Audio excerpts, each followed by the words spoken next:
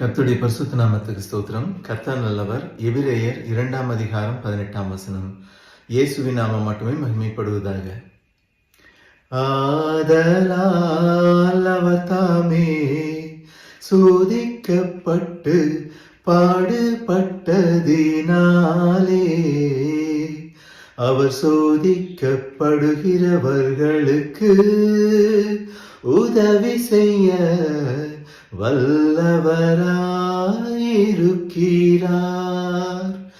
ஆதலால் அவர் தாமே சோதிக்கப்பட்டு பாடுபட்டதினாலே அவர் சோதிக்கப்படுகிறவர்களுக்கு உதவி செய்ய வல்லவராயிருக்கிறார்.